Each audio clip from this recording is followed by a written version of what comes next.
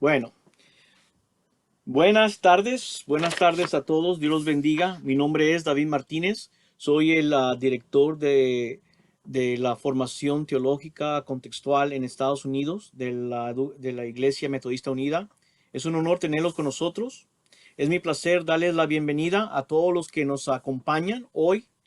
Ah, este trabajo hemos estado trabajando por 2 años y estamos muy orgullosos ah, que este es el año donde hemos podido verlo, que lo que hemos soñado que puede lograrse a tener. Hemos estado estuvimos en Chile y también tuvimos un lugar allí. Estuvimos también en El Salvador el año pasado y aquí estamos ahora por la gracia de Dios y es un honor tenerlos. Es la primera vez que tenemos algo electrónico de esta manera. Esperamos en Dios mucho más, pero eso es una manera para poderles animar a crecer, a que Dios pueda desarrollar los talentos, las habilidades que todos tenemos para la honra y gloria de Dios. Esto está compuesta por 21 instituciones que están trabajando con nosotros juntos, hispanas, latinas, metodistas, en 17 países que están trabajando en una colaboración para fortalecer la formación teológica. Una vez más, le damos la bienvenida a todos los laicos, los pastores, los estudiantes de seminario, a los maestros y a todos ustedes que nos acompañan por primera vez. Algunos de ustedes estuvieron en la conferencia la semana pasada y ahora aquí estamos continuando con nuestros talleres. Como una vez más, bienvenidos a la conferencia práctica ministeriales post pandemia. Vamos a hablar de la teología práctica en el siglo XXI en América Latina y el Caribe, una perspectiva de las instituciones teológicas metodistas.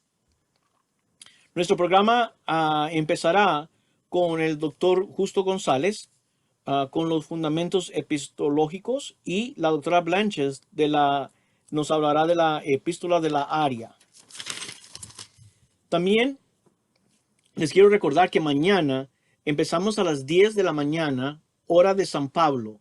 Busquen en su lugar qué tiempo es, porque tenemos diferentes horarios todos los que estamos conectados. Pero a las 10 de la mañana de San Pablo empezaremos la primera conferencia. Esa conferencia será sobre la teología práctica, escenario económico y las víctimas durante y después de la pandemia. Después a las 12 hora de Brasil, hablaremos de otro tema, el fundamento bíblico para la práctica de la iglesia.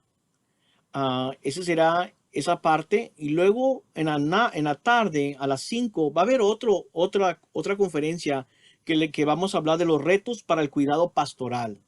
Algunas cosas que vamos a estar trabajando es esa área pastoral también, cómo trabajamos con nuestros hermanos y hermanas en las iglesias. Y vamos a cerrar mañana a las 8 de la tarde, hora de San Pablo. Vamos a hablar del síntesis epistemológico para la práctica pastoral. Les queremos invitar a que nos acompañe hoy y mañana con la ayuda del Señor. 4 conferencias mañana. Tienen que poner su calendario en orden para que puedan participar, ¿verdad? Antes que empiece, me gustaría introducir con ustedes al doctor Fernando Cascante, que nos quiere saludar a todos ustedes. Fernando es el presidente de AET y le voy a dejar que nos diga un poquito de AET en este día, ¿ok? Fernando, a ver, quita tu... Gracias. Saludos hermanos y hermanas, aquí desde Orlando, Florida, donde vivimos y servimos a la Asociación para la Educación Teológica Hispana, una de las organizaciones que promueve la formación de líderes, hombres y mujeres, donde uno de los fundadores fue el doctor Justo González, y precisamente como parte de uno de los servicios que hacemos en AED, es poner el Centro Justo and Catherine González a disposición de iglesias, denominaciones, para colaborar en eventos como este. Y precisamente este es un evento que, gracias a un compañerismo que hemos establecido con la oficina que dirige David Martínez, logramos un apoyo mutuo. Quiero agradecer a David y a la oficina por lo que nos permitió que ahora justo esté disponible desde la comodidad de su hogar, su oficina, que gracias a un apoyo de parte de la oficina de David, logramos poner y acondicionar la oficina de Justo para que sirva de manera virtual a toda América Latina y los lugares donde él pueda llegar. Quiero invitarles a que conozcan más de AED. Va a haber un video corto, no voy a tomar más tiempo, pero esperamos que puedan visitar nuestra página, tanto del sitio de la organización como nuestra página en Facebook, donde estamos promoviendo una serie de eventos. Dios les bendiga, que el Señor les guarde y les guíe en estos días de reunión, que sean provechosos para todos y todas. Bendiciones.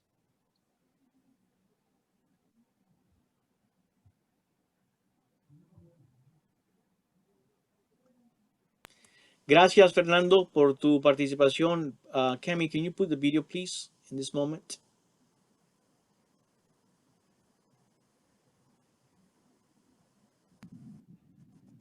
Somos AED, la Asociación para la Educación Teológica Hispana, una red de personas e instituciones que trabajan desde hace más de 25 años en Estados Unidos, Canadá y Puerto Rico, y más recientemente en América Latina y el Caribe.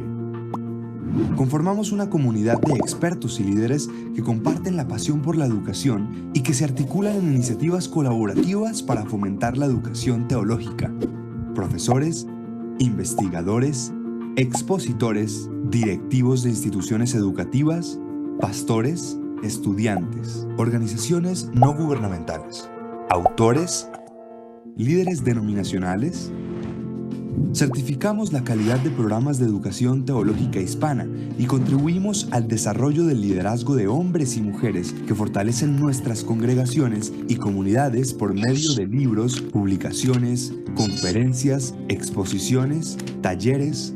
La comunidad hispana-latina es afectada intensamente por la discriminación, la violencia y la desigualdad. Una de las claves para transformar esta situación es mejorar continuamente los procesos de formación y educación de nuestros líderes actuales y futuros. Para desarrollar nuestro potencial, necesitamos de más mujeres y hombres altamente capacitados al servicio de nuestras comunidades. Es nuestra convicción que el mensaje transformador de Jesucristo y la educación se integran como un recurso fundamental para que las personas y comunidades puedan disfrutar de la vida en plenitud. Te invitamos a informarte más sobre nosotros y a que te unas a nuestra red de miembros comprometidos. Únete y sé parte de quienes hacemos el cambio. Visítanos en www.aed.org.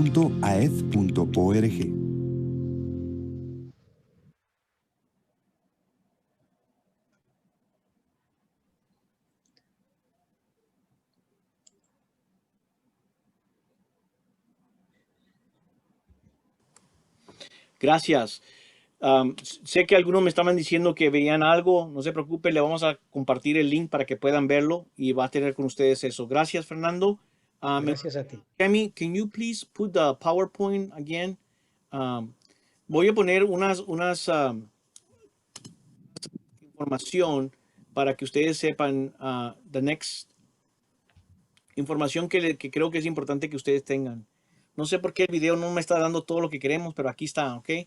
Aquí es no solamente para recordarle una vez más, hoy tenemos dos ponencias hoy y ahorita vamos a empezar con fundamentos epistemológicos por Justo González y luego después la epistemología de la área por Blanches.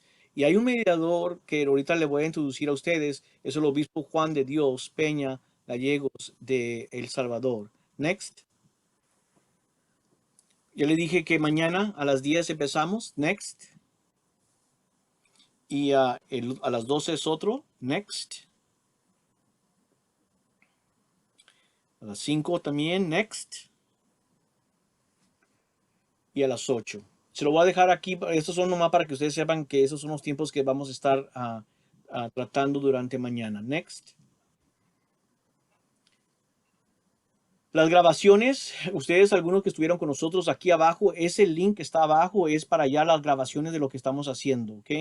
Ahí va a estar toda la grabación, ahí es cuando usted puede ver y buscar. Nosotros le vamos a mandar uno todos los que se registraron, les mandamos un correo donde va a estar esta información para que ustedes lo puedan ver después de la conferencia. Next. Los materiales que traen los profesores y cosas un certificado que obsequiamos, se lo vamos a mandar por email para que ustedes sepan. Y el link para esos materiales les vamos a dar también. Next. Aquí, este grupo que estamos trabajando le llamamos Redime. ¿Okay? Red de Instituciones Teológicas y Educativas Metodistas creada en Ahuachapán, como dije ahorita temprano, en El Salvador el 2019 y en Iquique, Chile el 2018. Y ahí están los grupos que tenemos, 17 países, 21 instituciones y 3 que estamos en diálogo ahorita tratando de conectarnos. La red creada para unir la comunicación entre las instituciones teológicas en Latinoamérica y crear oportunidades de educación teológicas, compartir recursos educacionales, crear intercambios, desarrollar investigaciones, recursos literarios, de ayudar a la iglesia cómo desarrollar el liderazgo y otras demandas educacionales teológicas. Acá abajo están todos los grupos que están apoyando ya para que ustedes conozcan todos los grupos de diferentes países que están contribuyendo a lo que estamos haciendo hoy.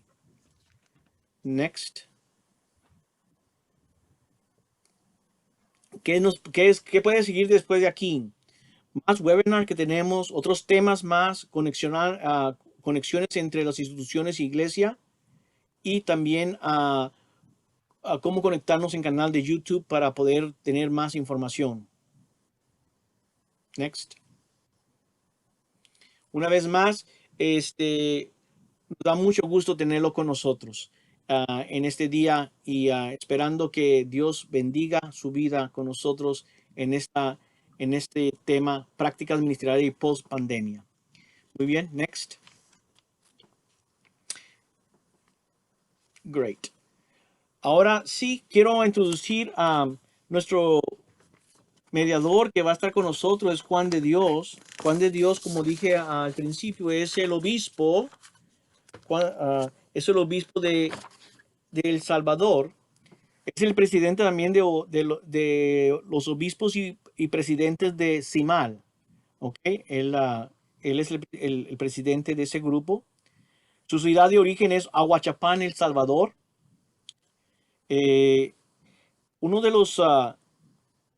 Uno de la alegría principal del ministerio es ver vidas transformadas por el poder del evangelio a través de las acciones concretas de la iglesia.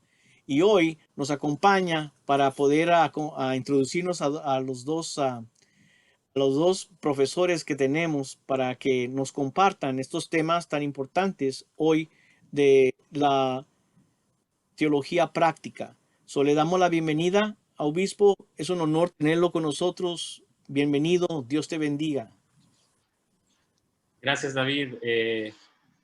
Con mucha alegría y mucho agradecimiento poder compartir con todos y todas las hermanos y hermanos que nos escuchan y nos ven en diferentes lugares de las Américas. Creo que también en otros lugares del mundo también. Pero es un verdadero gozo poder estar con ustedes como mediador y especialmente tener a nuestros dos panelistas, personas muy bien preparadas, con mucho conocimiento y que han aportado mucho a la formación teológica en diferentes espacios, especialmente a los países de habla hispana, América Latina y el Caribe. Y pues mi corazón se llena de gozo de poder presentarles en esta tarde en El Salvador, noche ya en algunos lugares, en este webinar de prácticas ministeriales pospandémicas. Yo quiero introducirles, decirles primero que vamos a estar trabajando en 2 sesiones, prácticamente 2 sesiones. La primera parte la vamos a desarrollar con el primer panelista y va a durar 40 minutos. Luego vamos a tener 5 minutos de receso. Posteriormente vamos a seguir con la segunda panelista, otros 40 minutos, y después nos vamos a quedar con un espacio más o menos de 20 minutos para preguntas y respuestas. Así que estemos pendientes ahí, estemos listos para poder ir tomando nota y poder participar a través del chat. En el webinar usted tiene... David, no te escuchamos.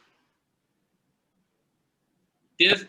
Sí. Recordar que abajo hay uno que dice la Q y la A. Ahí donde están las preguntas para hacer las preguntas para que los panelistas puedan recibir eso, ¿sí? Por favor. Ok, perfecto. Allí ustedes pueden escribir sus preguntas y vamos a estar tratando de tomar las que nos den una relevancia grande, porque efectivamente no vamos a tener la cantidad de tiempo suficiente para poder responder a todas, pero a ver a la medida de lo posible cuáles podemos elegir para ser respondidas. Pero les pedimos que participen y que seamos parte de este tiempo maravilloso que vamos a compartir en este día.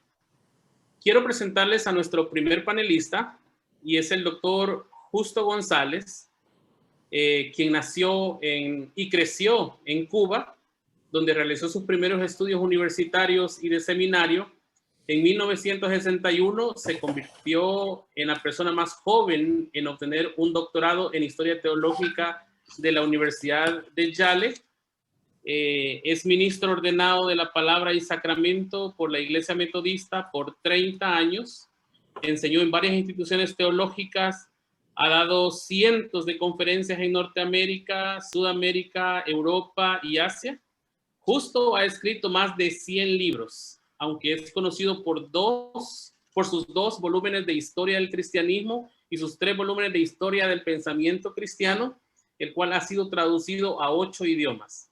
Además de su pasión por conectar la teología a la vida de la iglesia por medio de sus publicaciones, la actividad que más valora y aprecia es la de ser mentor y animar a hispanos y otros estudiantes de grupos minoritarios.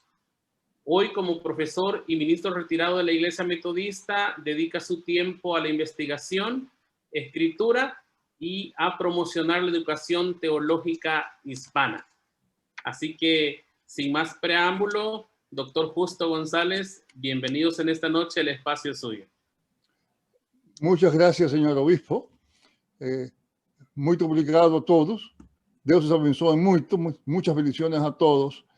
Quiero empezar diciendo que me siento a la vez muy halagado por el honor que me hacen al invitarme a hablar ante este distinguido grupo de compañeros y compañeras en las labores teológicas y pastorales del metodismo latinoamericano, pero que al mismo tiempo también debo confesar que me siento un poco confundido en cuanto al tema mismo. Hablamos de teología práctica, lo cual parece dar a entender que el resto de la teología es impráctico. Por eso me parece que sería bueno empezar por decir algo acerca de los orígenes de esa terminología misma, antes de pasar al tema de las crisis presentes, particularmente como ejemplo de otras crisis y como ejemplo urgente, el tema de la pandemia.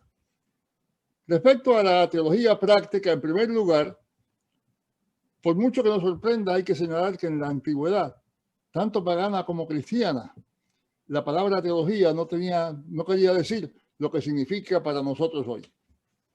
Para Aristóteles y para los antiguos escritores cristianos en lengua griega, un teólogo era quien se dedicaba a explicar los orígenes y el funcionamiento de las cosas apelando a los dioses.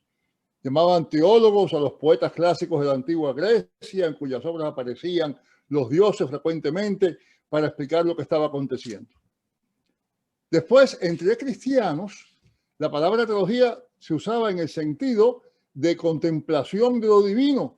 Así, por ejemplo, cuando Eusebio de Cesarea le da a Juan, el vidente de Apocalipsis, el título de Juan el teólogo, porque se le conoce, lo que Eusebio quería decir no era que fuera teólogo como hoy entendemos eso, sino que era un visionario que ascendía a la presencia misma de Dios. Cuando así se le usaba el término teología, venía a ser el grado más elevado de la contemplación de lo divino.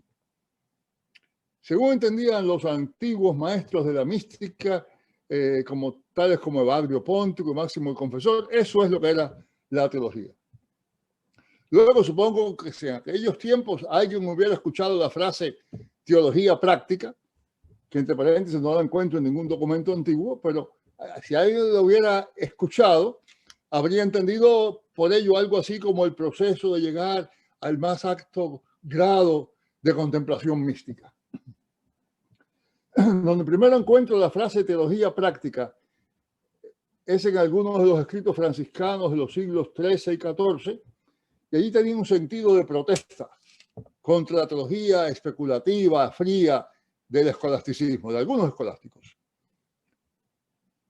Pero en todo caso, tengo que confesar que la frase misma, teología práctica, no me gusta mucho. Da a entender que el resto de la teología, el resto de la labor teológica es impráctica e irrelevante. Eso me recuerda la antigua anécdota de dos hombres que ascendieron en un globo y el viento los llevó de tal modo que no sabían dónde estaban perdidos. Por fin lograron bajar lo suficiente para poder ver a un hombre que estaba labrando la tierra allá debajo y le dicen: oiga, señor, ¿dónde estamos? El hombre los mira y le dice: en un globo. El viento se llevó de nuevo el globo y uno de los argonautas le pregunta al otro: bueno, ¿quién sería ese hombre? Y el otro le dice: mira, la verdad que yo no sé quién sería, pero sí sé una cosa, que es teólogo, porque lo que dijo es la pura verdad, pero no sirve para nada. Si hemos de tomar literalmente el título de teología práctica, estamos implicando que la otra teología es tan impráctica como la de aquel señor que les dijo a aquellos argonautas que estaban en un globo. Como si la teología sencillamente le dijera a la humanidad que estamos en el mundo. ¿Eso para qué nos sirve? Para aclarar entonces la cuestión de qué es eso de teología práctica, me parece que sería útil volver a los orígenes de la frase misma, particularmente en lo que se refiere a los estudios teológicos. La fundación de seminarios fue una de las muchas decisiones del Concilio de Trento en el siglo XVI, convocado por la Iglesia Católica para responder a la Reforma Protestante. Por extraño que nos parezca, hasta esa época, por 16 siglos, 15 siglos y tanto, no habían existido lo que hoy llamamos seminarios. Ahora, con la fundación de seminarios, primero por los católicos y después pasando a los protestantes, se hizo necesaria la producción de un currículo, o como decían ellos entonces, un cursus studiorum o una ratio studiorum. Y eso llevó entonces a una serie de ensayos en cuanto a las distintas clases y formas de teología. Y hubo muchos, no hay por qué discutirlos aquí. Creo que basta con mencionar un ejemplo bastante más reciente que el Concilio de Trento, ya en el siglo XVI. En el año 1935, de paso 2 años antes que yo naciera, un teólogo alemán de nombre Johannes Bildt se publicó un libro bajo el título Einführung in die Theologie, Introducción a la Teología. Y allí Bildt proponía 3 clases de teología que llamaba teología histórica, teología doctrinal y teología práctica. La teología histórica incluía los estudios bíblicos y la historia eclesiástica. La teología doctrinal incluía la dogmática y la teología moral, o lo que hoy llamamos teología sistemática y ética. Y por último, la teología práctica incluía el derecho canónico, la teología pastoral, que a su vez incluía especialidades como la catequesis, la administración de la iglesia, la dirección del culto y otras cosas semejantes. Naturalmente, algunos de esos nombres no son los que usaríamos hoy. Por ejemplo, lo que él llamaba catequesis, hoy diríamos que es educación cristiana. Y en lugar de referirnos al derecho canónico, estudiamos la disciplina y otros instrumentos que establecen la organización y el gobierno de la iglesia.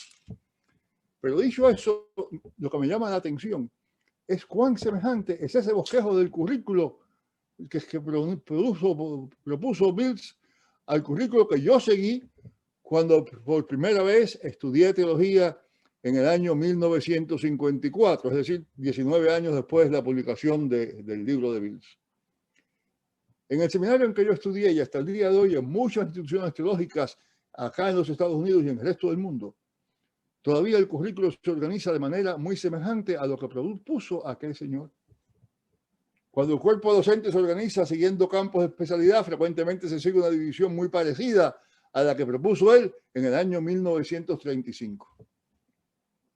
Y lo que es interesante es que aunque en ese tiempo la Iglesia Católica Romana se oponía a casi todo lo que fuera moderno, la visión que se encuentra tras esa división que Bills propone y que la Iglesia siguió es esencialmente moderna. En la era moderna, los descubrimientos de muchos de los secretos del orden del universo llevaron a la conclusión de que hay que aprender primero ese orden, la razón, la teoría, cómo funcionan las cosas, para luego pasar a la práctica. Llevando eso al campo de los estudios teológicos, eso quería decir que había que empezar por estudiar lo que se llamaba la verdad universal, la teología perenne, la que no depende de circunstancias o de perspectivas particulares. Ese era el esquema de Bills. Primero, los estudios históricos de Biblia y de historia eclesiástica.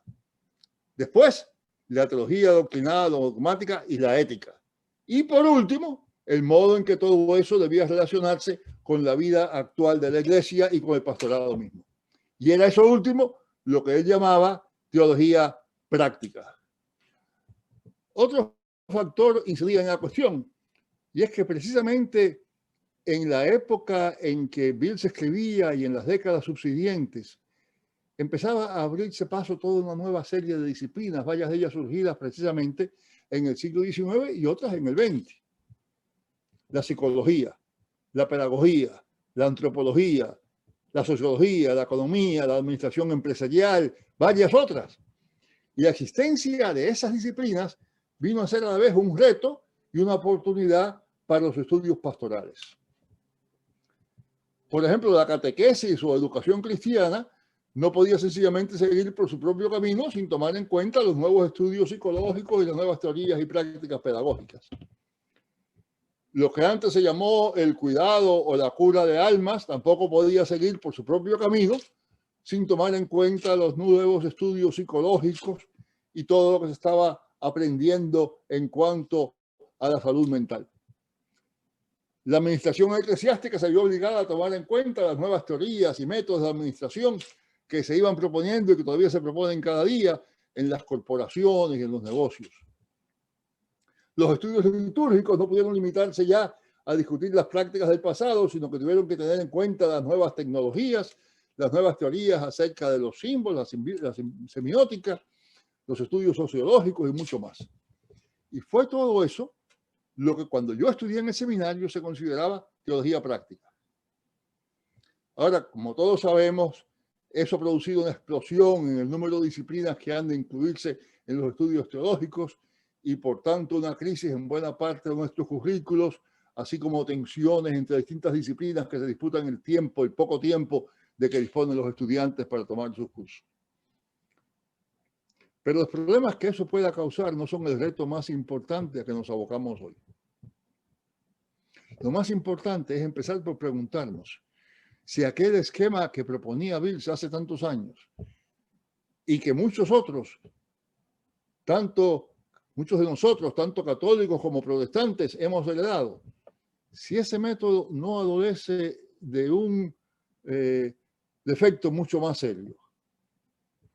El defecto está en la visión moderna, según la cual primero se estudian los principios eternos y universales y después esos principios se aplican a lo concreto y particular. Déjenme exagerar las cosas un poco para que se vea lo que quiero decir claramente. Según ese esquema, se supone que primero sepamos todo lo que tenemos que aprender en cuanto a la Biblia, en cuanto a la teología, en cuanto a la historia eclesiástica, en cuanto a la ética y otras cosas semejantes.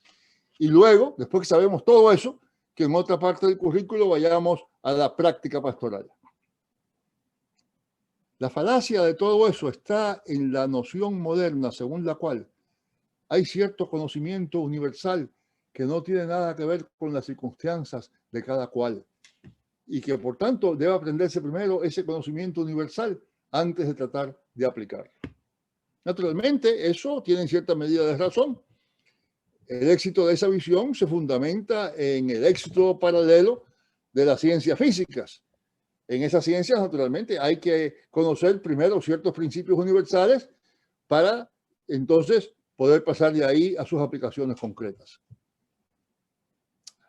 Hay, por ejemplo, el principio de la gravedad, que no depende de dónde se esté, ya sea usted esté en Sao Paulo, en Manchuria o en la Luna, la gravedad es el mismo principio. Es un principio inalterable sin el cual es imposible avanzar mucho en las ciencias físicas. Pero hasta en ese caso hay otra dimensión. Pues la fuerza de gravedad no se manifiesta de igual manera para el atleta olímpico que se dedica a levantar peso, que para la persona obesa que apenas puede caminar, o para un explorador que de momento se encuentra que se está cayendo por un precipicio. Es la misma fuerza de gravedad, pero su significado es muy diferente. Y lo mismo sucede, aunque en mayor grado, con las disciplinas tales como la teología. La doctrina de la creación, que estudiamos, digamos, en teología sistemática, aunque sea verbalmente la misma, se nos presenta de maneras diferentes para quien contempla una bella puesta de sol que para quien se pregunta por el origen del virus COVID. La doctrina de la Trinidad se nos presenta de manera diferente si por una parte la vemos como una especie de rompecabezas que Dios nos ha dado para ver cómo lo resolvemos, o si vemos en ella un ejemplo que Dios nos está dando para que entendamos la centralidad del amor en la existencia misma y la importancia de la equidad en el ordenamiento social. Todo esto es también parte de lo que fuimos aprendiendo en tiempos de la modernidad, pero que por alguna razón no quisimos tomar en cuenta. Queríamos seguir con aquello del conocimiento universal. Hace ya mucho tiempo, Immanuel Kant nos dijo que no hay tal cosa como un conocimiento objetivo. Hace un poquito menos de tiempo, pero también bastante tiempo, Karl Marx nos dijo que la subjetividad del conocimiento tiene mucho que ver con las relaciones sociales, las relaciones económicas, las relaciones políticas. Y hace también mucho tiempo, Sigmund Freud nos dijo que la razón misma, esa supuestamente razón pura, está marcada por experiencias y relaciones que muchas veces desconocemos. Todo esto fue don de la modernidad, pero al mismo tiempo socavó los fundamentos mismos de esa modernidad, tales como la idea de un conocimiento absolutamente universal, objetivo, y la idea de que partiendo de ese conocimiento universal podemos pasar entonces a sus aplicaciones prácticas y concretas. En el campo de la teología y los estudios teológicos, que es lo que aquí nos interesa, eso implica que el esquema de Birz y los muchos otros esquemas que hemos conocido cuando estudiamos teología ya no funciona. Sabemos que la doctrina de la encarnación cobra nuevas dimensiones cuando la iglesia se encarna en la comunidad, cuando el creyente se encarna en el dolor del vecino. No es cuestión de abandonar, por ejemplo, la unión hipostática, sino asegurarnos que al tiempo que consideramos esa unión, lo hagamos dentro de un contexto de encarnación. Dicho de otra manera, tenemos que llevar a nuestras propias disciplinas, cualesquiera que sean, una metodología más circular en que la teoría se enriquezca por la práctica y la práctica se enriquezca por la teoría. No es cuestión de estudiar y entender primero las distintas teorías acerca de la autoridad de la Biblia para luego ver cómo esas teorías se aplican al trabajo pastoral, sino que es más bien cuestión de aprender acerca de esa autoridad bíblica, no solamente de quienes escriben sobre ella y la discuten, sino también de la práctica misma del uso de la Biblia en las labores pastorales en la vida de la iglesia. No es cuestión de aprender primero todo lo que los teólogos han dicho acerca de la creación, sino que es también cuestión de mirar de frente a la presente pandemia y preguntarnos qué nos dice acerca de la creación. ¿Qué nos dice acerca del mal?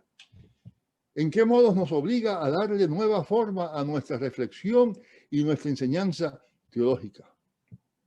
Eso es lo que entiendo por teología práctica. Tomemos un caso específico, ese mismo que acabo de mencionar. Lo que la presente pandemia nos dice acerca de la teología misma.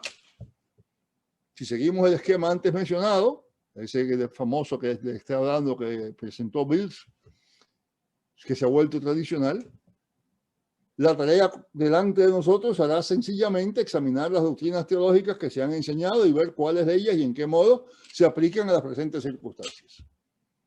Pero eso no es más que una parte de la tarea. La otra parte es examinar lo que siempre hemos dicho, examinar el mensaje bíblico, examinar nuestras doctrinas, nuestra predicación a la luz de la presente pandemia y lo que ella nos dice acerca de cómo hemos de corregir nuestra teología, nuestra lectura de la Biblia, nuestra predicación, nuestra misión. En cuanto a eso, hay algunos ejemplos concretos que bien podemos mencionar. Podemos, por ejemplo, tomar el problema del mal.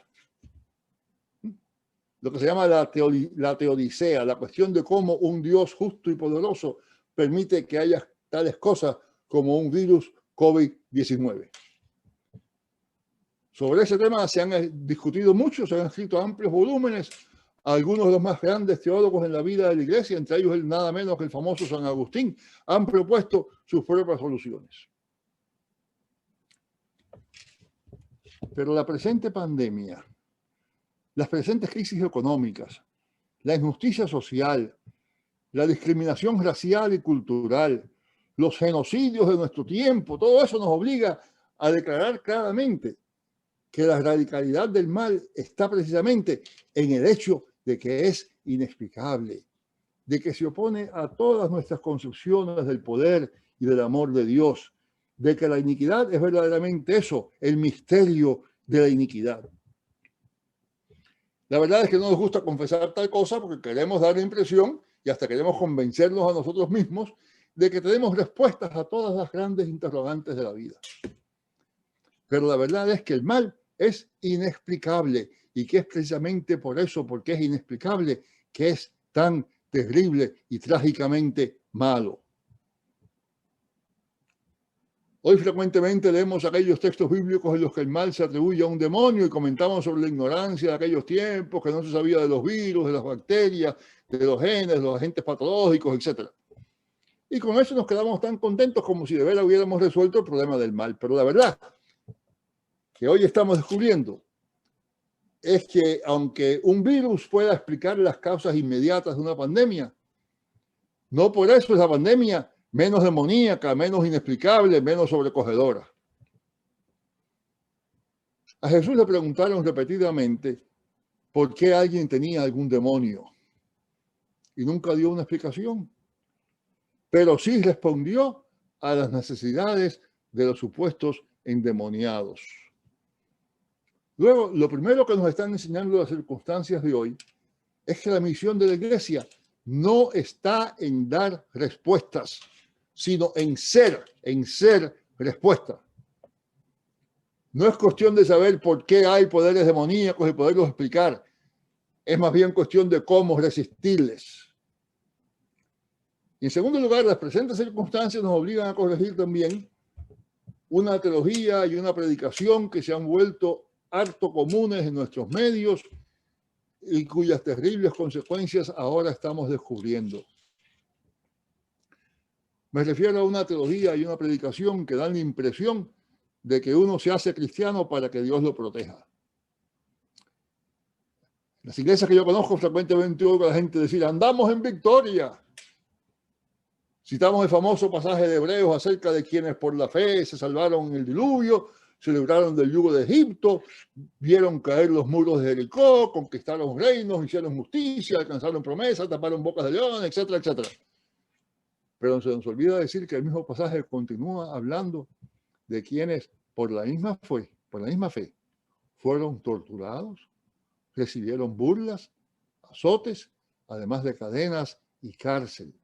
Fueron apedreados, aserrados, puestos a prueba, muertos a espada. La mala teología y la mala predicación a que me estoy refiriendo son fáciles, tienen éxito, hacen crecer la membresía de la iglesia, pero al mismo tiempo le abren paso a una teología del éxito y de la prosperidad en la que prácticamente se les garantiza a los cristianos que todo les va a salir bien. Y entonces cuando se viene abajo todo eso, cuando una madre descubre que su hijo de 7 años tiene un cáncer incurable, o cuando el mundo se ve arrasado por una mortífera pandemia. Permítaseme, como historiador que soy, hacer una breve referencia histórica. En el siglo III se desató en toda la cuenca del Mediterráneo una enorme pandemia y los paganos acusaban a los cristianos de haberla causado porque habían abandonado a los antiguos dioses que hicieron grande a Roma. Eso de hacer grandes Roma otra vez me recuerda a otras cosas que pasan por acá, ¿verdad? Hacer el país grande otra vez. Entre los cristianos, muchos se preguntaban por qué Dios no les ofrecía protección especial. Me dice cristiano, ¿y cómo es que Dios no me protege? Y en medio de todo aquello, Cipriano, el obispo de la ciudad de Cartago, en el norte de África, explicó que la fe cristiana no es un amuleto, ni nos excluye del resto de la condición humana, dice él. Lo cito: buenos y malos, todos habitamos dentro de una misma casa. Todo lo que sucede dentro de ella nos afecta a todos por igual. Para Cipriano, la diferencia estaba sencillamente en que en cualquier circunstancia los cristianos podían contar con una esperanza indestructible construida sobre los cimientos del amor de Dios. Y de ahí Cipriano pasaba entonces a declarar que precisamente porque pertenecemos a una sola humanidad y todos habitamos en la misma casa, pero tenemos una esperanza que nadie puede destruir, los cristianos tenemos que ser respuesta a las tragedias de momento. Y siguiendo sus consejos, los cristianos se dedicaron a cuidar enfermos abandonados por sus familias, a sepultar cadáveres que yacían insepultos en las calles y otras cosas semejantes. En otras palabras, Cipriano no pretendió que la iglesia pudiera dar respuesta, dar explicación, pero sí insistió en que la iglesia tenía que ser respuesta. Y en todo esto veo una clara advertencia contra lo que tan comúnmente ha acontecido, que al aparecer una pandemia o una tragedia cualquiera, buscamos a quién culpar. En la pandemia de tiempos de Cipriano se culpaba a los cristianos. En la peste bubónica del siglo XIV, los cristianos le echaban la culpa a los judíos y las brujas. En la pandemia del SIDA, más recientemente, muchos líderes cristianos culparon a los homosexuales. En la pandemia presente, una vez más, hay líderes cristianos que buscan a quien echarle la culpa. Pero la verdad es que el mal es tan malo que no tiene explicación y que no es cuestión de buscar a quién culpar, sino más bien de buscar a quién servir. En tercer lugar, tenemos que revisar el tan predicado concepto de mayordomía. En su expresión tradicional, el típico sermón de mayordomía consiste en dos proposiciones. En primer lugar, todo lo que tenemos nos ha sido dado por Dios. Y en segundo, nuestra tarea es administrarlo. Sobre esa visión de la mayordomía que hemos recibido de influencias extranjeras, lo primero que tenemos que decir es que no podemos estar tan seguros de que todo lo que tenemos nos lo dio Dios. Es mucho más probable, si tenemos un poquito más de la cuenta, que lo que nos haya dado sea no Dios, sino una sociedad injusta. Y a eso tenemos que añadir otra dimensión de mayordomía que es fundamentalmente bíblica, pero que rara vez vemos o mencionamos. La de mayordomía tiene lugar en lo que bien podría llamarse la ausencia de Dios. Basta una rápida mirada a las parábolas de mayordomía para ver que son parábolas de ausencia. Un hombre repartió sus talentos entre sus siervos y se fue a otras tierras. Otro sembró una viña y la dejó a cargo de sus obreros. Un amo se ausentó de su casa y la dejó a cargo de un siervo. En otras palabras, la mayordomía es el espacio que Dios nos da, quizá porque su constante presencia de una manera activa y resolviendo todos nuestros problemas no nos llevaría al crecimiento que Dios desea para nosotros.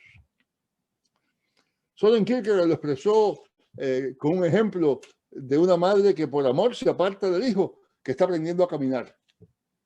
Y por mucho que la madre tema que ese hijo puede caerse, no le sostiene constantemente de la mano precisamente para que aprenda a caminar. El hijo puede pensar que la madre no se ocupa, pero la madre está ausente precisamente porque sí, porque lo quiere, porque quiere que crezca. La fe cristiana se alimenta no solo de las repetidas experiencias de la presencia e intervención de Dios, sino también de esa otra dolorosa experiencia de la aparente ausencia de Dios. Cuando Dios no parece intervenir en la pandemia, cuando Dios no cura al niño que sufre de cáncer, cuando oramos a Dios y Dios parece no responder.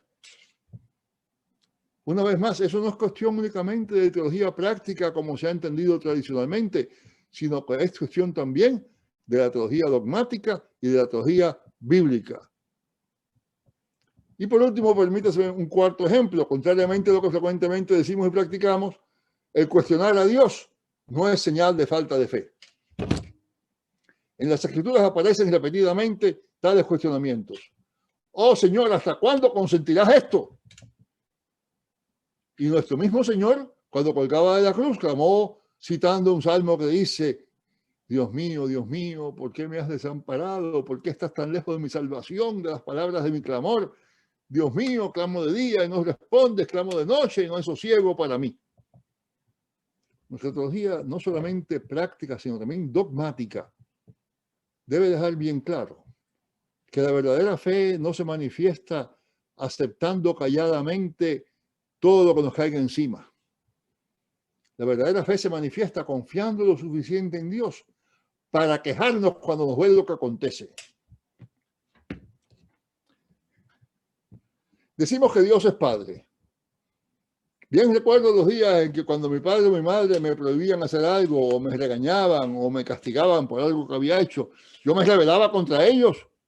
Me atrevía a cuestionar su sabiduría, hasta su amor. Ustedes no me quieren, ustedes no son justos. Pero hoy sé que la razón por la cual yo me atrevía a tales cosas era que en lo más profundo de mi ser sabía que mis padres me amaban. Que el amor de mis padres no dependía de que yo dijera sí papá, sí mamá, sino que iba mucho más profundo. Si verdaderamente estoy convencido de que Dios me ama, el clamar, Dios mío, ¿por qué me has desamparado? No es señal de falta de fe, sino todo lo contrario. Es señal de que de tal modo confío en el amor de Dios, que me atrevo a cuestionarle por lo profundo de mi ser. Sé que le cuestiono o no, Dios me ama. Con demasiada frecuencia los líderes de la iglesia, particularmente los pastores, hemos dado la impresión de que declararle a Dios nuestra inconformidad es señal de falta de fe, cuando bien puede ser todo lo contrario. Luego, lo primero que tenemos que hacer en respuesta, por una parte, a la pandemia y por otra, a la injusticia racial y social y a todos esos otros problemas que existen en nuestro mundo, es expresarle nuestra frustración al propio Dios. No porque no le amemos, no porque no le respetemos, no porque no le creamos, sino porque le amamos, porque le respetamos, porque le creemos, porque sabemos que Dios nos ama. Y tenemos también que hacerle ver a nuestro pueblo que tal es el caso. Imaginemos cuán liberador sería para una madre que pierde a su hijo poder decir: Señor, no entiendo, no estoy de acuerdo, quiero creer en ti, pero se me hace difícil. Poder decir, cuando vemos lo que está sucediendo con la pandemia en los asilos de ancianos: Señor, ¿qué haces? ¿Por qué no intervienes? Y poder decirlo, no porque nos falta la fe, sino porque la verdadera fe nos da permiso para decirlo. Si volvemos entonces a la historia del globo, el mejor teólogo no es aquel que recibió el título porque les dijo a los astronautas lo que era verdad, que ya sabían, pero que de nada les servía, sino quizá haya sido aquel astronauta que se percató de la irrelevancia de lo que el supuesto teólogo decía. En última instancia, quizá lo que molesta o me preocupa del título mismo de teología práctica es su redundancia. Pues por definición, cualquier teología práctica, cualquier teología que no sea práctica, no merece llamarse teología cristiana. Muchas gracias, que Dios te bendiga. Muito obrigado, Deus abençoe, irmãos. Hasta luego. Muchas gracias, doctor Justo González. Qué maravillosa ponencia, ¿verdad? Creo que todos nos hemos estado alimentando, nutriendo mucho por todos estos conceptos, estas ideas, esta reflexión y estas maneras liberadoras también. Es muy maravilloso, y especialmente cuando nos ponemos a pensar que es ese mismo, el mismo derecho a lamentarnos también nos libera. el lamento creo que es algo liberador, y también estamos autorizados, ¿verdad? Por el poder de la palabra, de poder cuestionar también. Estábamos, ahí tienen ustedes para poder hacer diferentes preguntas. Como la metodología, dijimos que íbamos a tener los primeros 40 minutos con el doctor Justo González, luego vamos a tener un receso de 5 minutos, pero pueden colocar ustedes por ahí todas sus preguntas para que al final, después de la participación de la doctora Blanchis, también entonces podamos dar respuesta a las preguntas en el último bloque. Entonces, no sé, Pastor David Martínez, ¿cómo va a funcionar el receso de 5 minutos?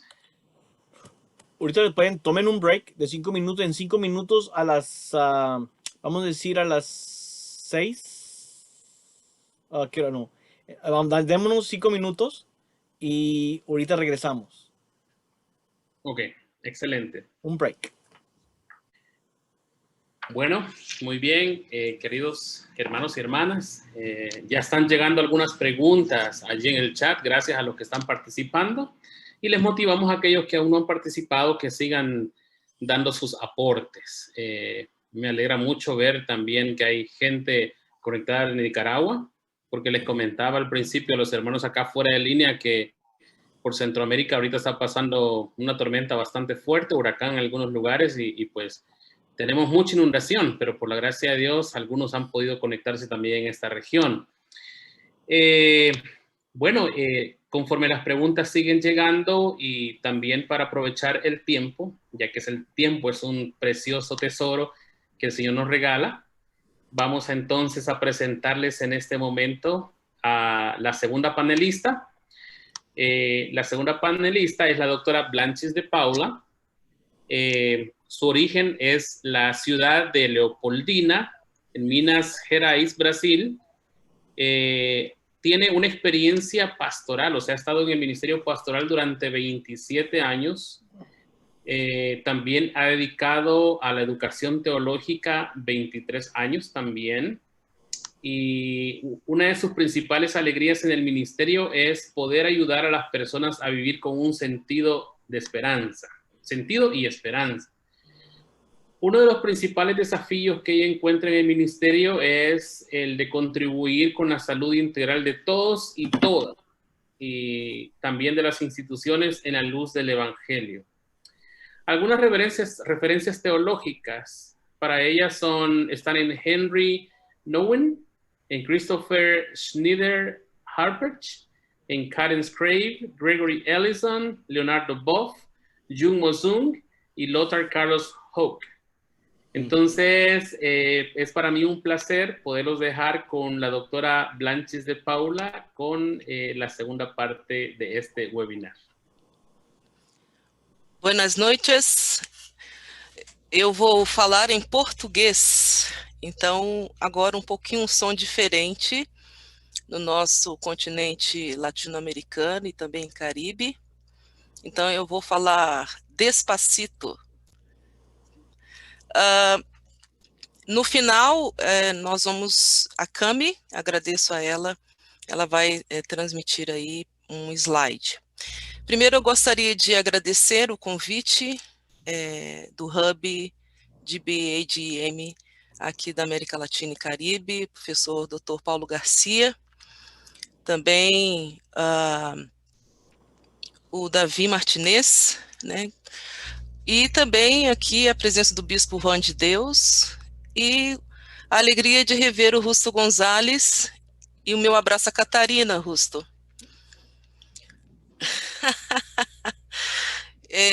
Em 2016, eu estava nos Estados Unidos para um pós-doc, e o Justo González e Catarina gentilmente me acolheram, me convidaram para um jantar, e a gente pôde aí estreitar os nossos laços de amizade, né? Eles também tiveram aqui, né, no Brasil, numa semana wesleyana. Então, muito bom te rever.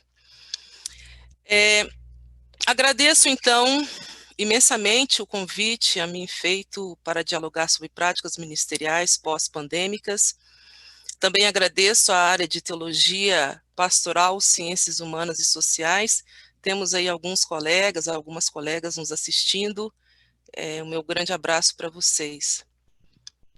A minha tarefa é abordar o tema da epistemologia da teologia prática dentro desse contexto pandêmico, vislumbrando o pós-pandêmico. O título, né, a chamada desse evento é pós-pandêmico, mas ainda estamos vivendo o pandêmico. Eu vou dividir minha fala em dois grandes momentos, aliás, dois momentos, um maior, que vai ser esse primeiro, e um menor, que nós vamos trabalhar um exemplo temático desse cenário pandêmico e pós-pandêmico. Então, eu gostaria de entrar numa antessala do pandêmico ou pós-pandêmico e falar da epistemologia da teologia prática. Eu confesso que esse tema me desafiou, me desafia constantemente, por ser um tema caro à nossa área, um tema caro, inclusive, à nossa produção teológica, e um tema caro à vivência do evangelho na sociedade. A explanação do Dr. Russell Gonzalez abriu excelentes perspectivas para refletir sobre a epistemologia da área da teologia prática, que sempre está em diálogo com todas as áreas da teologia. Quando Gonzalez fala sobre as ideias de um teólogo, chamado, eu não conhecia, viu, Russell? Chamado Jacob Bilus, lembrei-me do querido professor Dr. Nicanor Lopes, hoje aposentado, e que em uma de nossas reuniões aqui na Faculdade de Teologia, sobre novo currículo, fez a seguinte pergunta para todos e todas nós. Vamos pensar a teologia por áreas ou de uma forma integrada? Lembro que estava, naquela ocasião, assumindo a função de coordenadora do programa de formação, em que parte dessa função é pensar sobre epistemologias, mas não só na teologia prática, em toda a teologia. Continuamos a pensar em a teologia por áreas, mas de uma forma mais sistêmica. Tanto que o percurso acadêmico do nosso curso atualmente tem uma fluidez bem maior do que, por exemplo, no meu período de formação, no início dos anos 90. Talvez essa ainda seja uma forma de organizar e sistematizar a teologia que nos deixa um lugar, entre aspas, seguro. Assim, a minha reflexão é uma espécie de continuidade daquela pergunta feita pelo professor Dr. Nicanor Lopes, naquela ocasião. Vamos pensar a teologia por áreas ou de uma forma integrada? Até porque fazer uma reflexão sobre práticas ministeriais em tempos de pandemia nos retira do nosso lugar único de análise, para visitarmos outros lugares de vivência das perguntas que foram, estão e serão levantadas, e que tocam os sentidos da vida. Concordo com o Dr. Russell Gonzalez que toda a teologia é prática, seja na sua dimensão bíblica, sistemática, histórica, pastoral. Trago aqui a memória um teólogo luterano, Dr. Lothar Carlos Rock, que empreendeu uma reflexão sobre teologia prática no final do século passado, e que ainda, de uma certa forma, permanece atual, pelo menos aqui no Brasil, mas que precisa ser revisitada. Ele diz assim: o objeto da teologia prática são as ações das pessoas que professam a fé cristã em distintas igrejas e na sociedade. Tais ações realizam-se como atos de interpretação transformadora da realidade presente à luz da tradição cristã e vice-versa, com a finalidade de testemunhar no momento atual a ação de Deus em favor de seu povo e de toda a criação. Rock defende, então, que a teologia prática deveria se aproximar do cotidiano das comunidades e da sociedade. Acusa, naquela reflexão, que a teologia prática ensinadas nos seminários, faculdades de teologia, distantes da realidade. Passados todos esses anos, um pouco mais de 20 anos, e tendo essa reflexão dele, esse livro, já passado por 3 edições e revisões, a última em 2011, o seu pensamento e toda a base epistemológica da teologia prática permanecem a mesma. Porém, pode-se dizer que nesse quesito de reflexão, a teologia prática, de outro lado, caminhou no solo latino-americano. Aquela edição e aquela reflexão permanecem a mesma, mas a teologia prática caminhou. Mas foram poucas as sistematizações das pesquisas nessa área. Nos últimos anos, talvez 5 a 6 anos atrás, também percebe-se um crescente interesse na formação nessa área. Pelo menos no Brasil, nós tivemos aí pouca formação de mestres e doutores mais voltados à área da teologia prática, e agora retorna o interesse nessa área e também as aberturas próprias dessa área nos órgãos do governo. O que vejo hoje é uma tentativa de aproximação por parte dos seminários e escolas de formação em teologia das vivências e teologias desenvolvidas no cotidiano da igreja e da sociedade. Vou dar 2 exemplos. Em 2018, houve 2 seminários sobre teologia prática promovidos pela Escola Superior de Teologia da Igreja Luterana, com outros centros de formação, como a Pontifícia Universidade Católica do Paraná, a Faculdade de Teologia da Igreja Metodista, igrejas presbiterianas da América Latina e a Igreja de Deus no Equador. E também, naquela ocasião, naquele seminário, em que éramos poucos, tínhamos da nossa faculdade eu e o professor Eber, e depois no outro o professor Márcio Divino, também tínhamos a presença de um colega brasileiro, mas que ensina no Union Theological Seminar, o professor Dr. Cláudio Carvalhais. Naquele momento, nós nos preparávamos para um evento maior que aconteceu em 2019, que foi da Academia Internacional de Teologia Prática, cujo tema foi interessante: descolonialidade e práticas religiosas, libertando a esperança. Nesse evento, percebeu-se o avanço da reflexão latino-americana em relação à teologia prática, especialmente pela presença de teologias latino-americanas, como teologia da libertação, teologia negra, feminista, indígena, dentre outras, que trouxeram um tom de proximidade com o cotidiano do povo. Ou seja, uma voz profética levantada no evento reivindicava o reconhecimento da imensa contribuição que o continente latino-americano e caribenho tem em relação às epistemologias europeia e estadunidenses, que nós herdamos, inclusive. Lembrando das origens da teologia prática, nesse sentido, como disciplina, nós trazemos à memória nomes como Schleiermacher, inclusive para falar esse nome é um grande desafio, né? Nascido no século XVIII, chamado o pai da teologia prática, que destacou um campo específico, entre aspas, para se praticar o fazer teológico. O que parece é que a teologia prática seria apenas ali, em Schleiermacher, o resultado prático das áreas de Bíblia, teologia e história. Paradoxalmente, ao elevar a teologia prática a um status de saber teológico, iniciou uma longa jornada de discussões que estão presentes até hoje.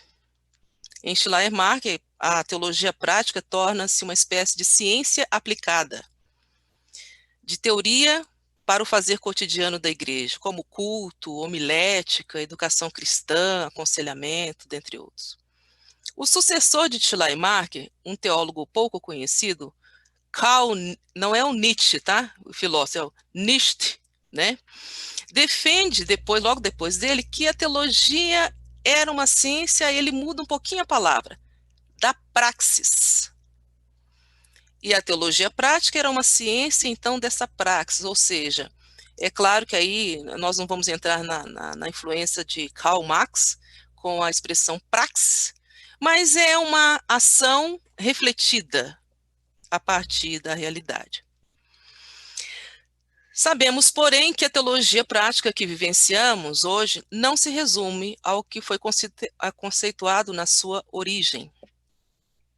Um tema que está na epistemologia, então, da teologia prática, e aí eu vou colocar, então, alguns aspectos. Primeiro é a vocação. Embora tenhamos um certo orgulho como protestantes do sacerdócio universal de todos os crentes, parece que isso ficou somente no movimento de Jesus e numa certa intencionalidade dos movimentos de reforma. O movimento de Jesus e na igreja primitiva. Mesmo após os movimentos de reformas na igreja cristã, a clericalização da teologia afastou o intento de uma teologia pensada e refletida por todo o povo de Deus. Reafirma-se, nesse sentido, a vocação prática de toda a teologia. Nesse sentido, nós não podemos esquecer de John Wesley, considerado um teólogo prático. Aliás, ele mesmo elogiou a teologia prática, né?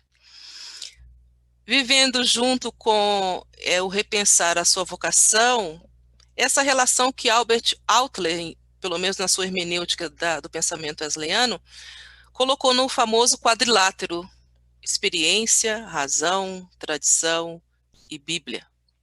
E que aqui no Brasil, nós acrescentamos, o Centro de Estudos Wesleyanos acrescentou criação, que seria, então, 5 aspectos.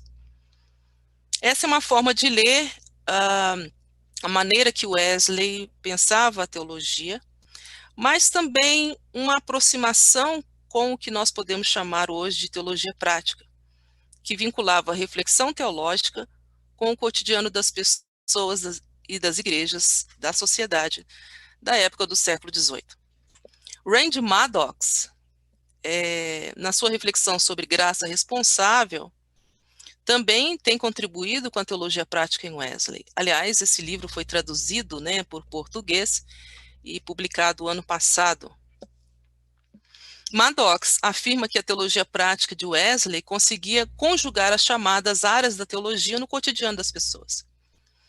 Foi o que o teólogo Rui de Souza Jos Gruberg chamou de teologia do caminho. E o José Carlos de Souza, um outro teólogo também sistemático aqui da casa, ele reafirma que a teologia de Wesley tem um aporte explicitamente prático. O fazer teológico de Wesley sistematiza o pensamento cristão doutrinário e que é socializado de forma educativa e social. E aí tem uma fala do José Carlos, professor doutor José Carlos, que diz: para Wesley, a teologia é uma disciplina eminentemente prática, característica evidente em sua preocupação soteriológica. Na opinião de muitos intérpretes, o verdadeiro coração da teologia wesleyana. Sua busca fundamental não é desvelar o que Deus é em si mesmo, e sim o que ele significa para o ser humano. Trata-se de conhecer o caminho que conduz à vida plena. A teologia prática na América Latina recebeu a influência direta, obviamente, dos missionários e missionárias no cotidiano das primeiras igrejas e, obviamente, no nascedouro da formação teológica. Trouxe modelos especialmente estadunidenses de pensar a prática pastoral em nosso continente. Porém, na América Latina e Caribe, a recepção da formação passou por encontros com desafios próprios, como a diversidade cultural, as situações econômicas desafiadoras e muitas vezes precárias, a influência das heranças indígenas africanas, a maneira de ver o mundo e o mundo da vida de forma totalmente diferente dos missionários e missionárias que chegaram aqui. Assim, a teologia prática não se separou, na minha concepção, da pastoral na América Latina. Ao contrário, se uniram. Tem uma enciclopédia digital sobre teologia latino-americana, que o conceito que esse grupo conseguiu fazer, é um conceito mais recente, talvez traduza um pouco dessa relação entre teologia prática e pastoral como inseparáveis, e nos ajuda na reflexão da epistemologia da área. A teologia prática e pastoral ocupa-se com a reflexão teológica e análise sobre a ação da igreja, compreendendo a prática das comunidades eclesiais e das pessoas que professam a fé cristã, na perspectiva maior do povo de Deus e da vocação batismal comum a todos seus membros, a serviço da missão evangelizadora da igreja. Por isso que contempla tanto as práticas que afetam a vida interna da igreja, quanto a presença da igreja no mundo.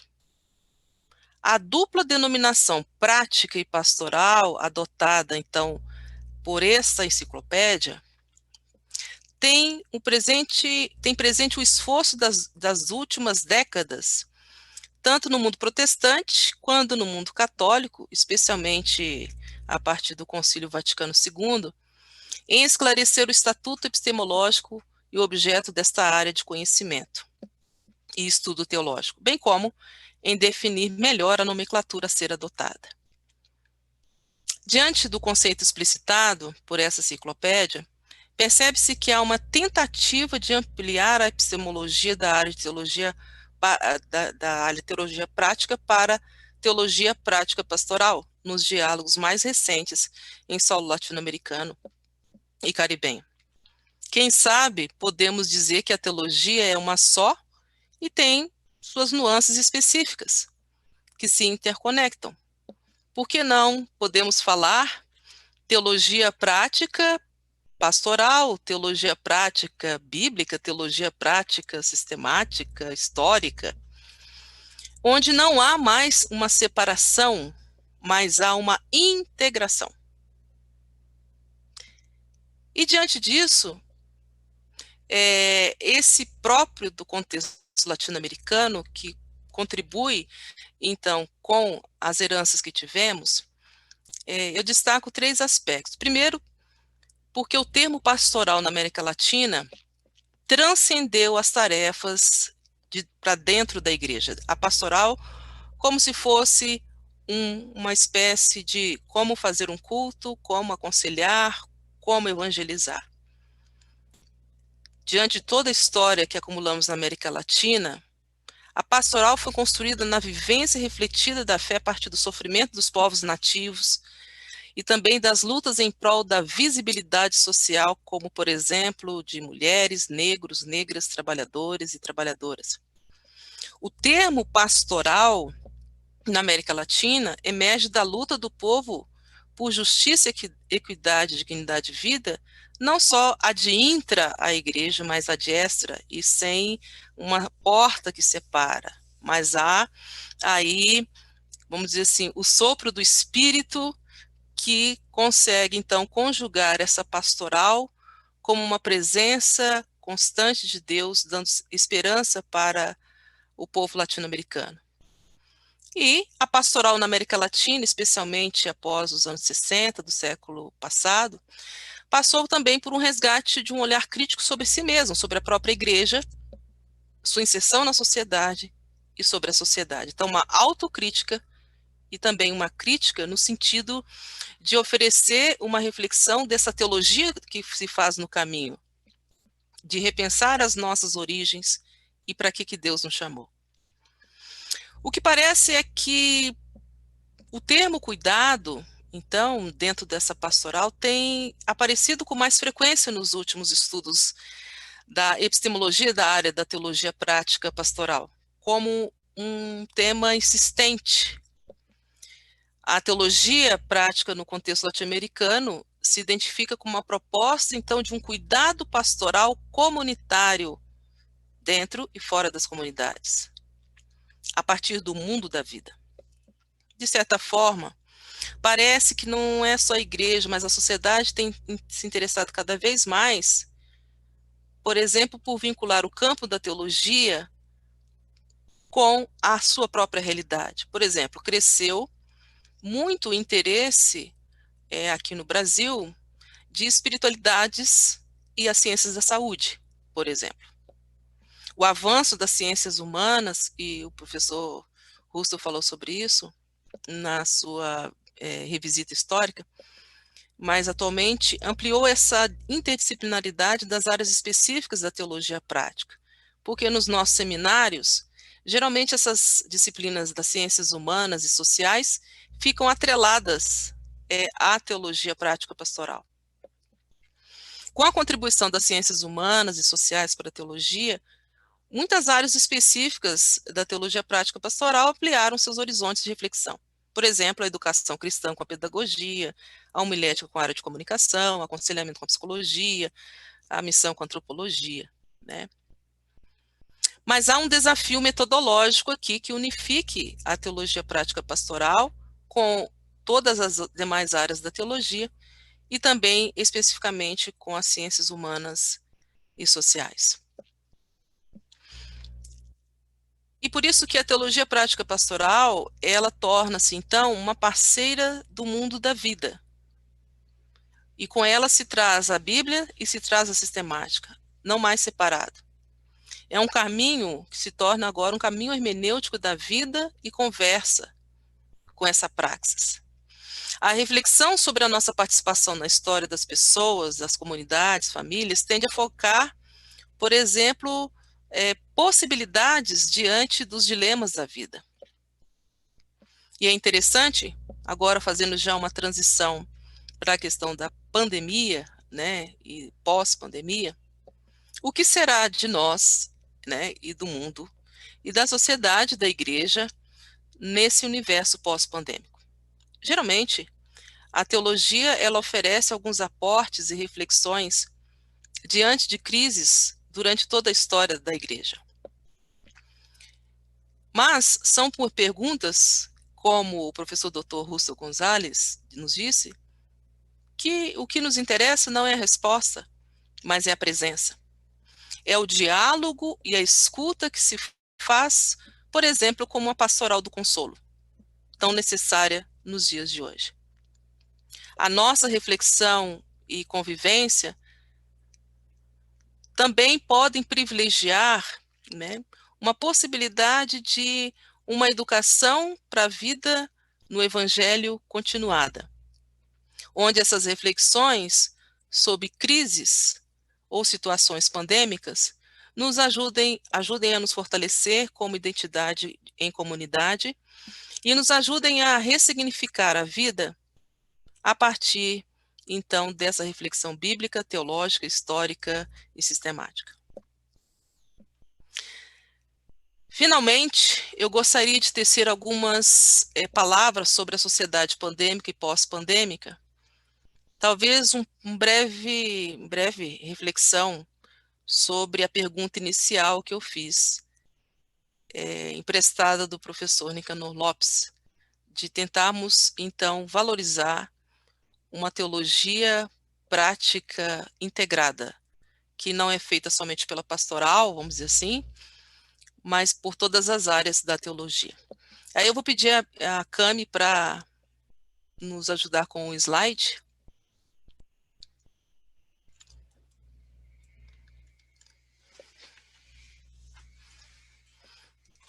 E enquanto ela coloca o slide,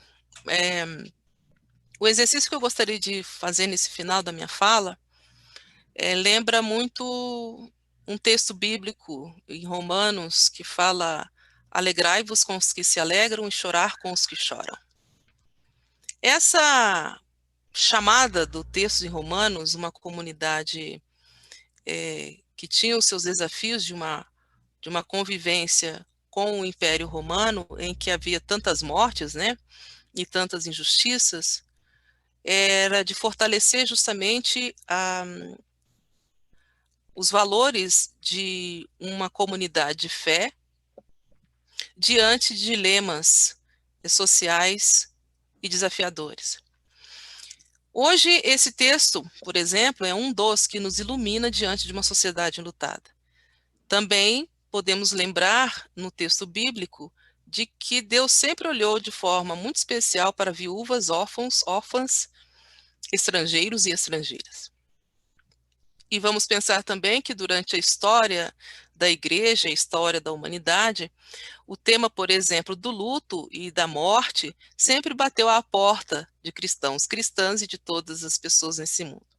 Mas hoje, no século XXI, nós estamos nessa sociedade enlutada, onde o banco de muitas pessoas, esse aqui é um banco, né, de sentar, né, está vazio. E o que podemos fazer diante, então, dessa reflexão epistemológica da área de teologia prática? Próximo, Cami, fazendo um favor. Primeiro, um olhar, né, sobre o que é que está acontecendo hoje, né?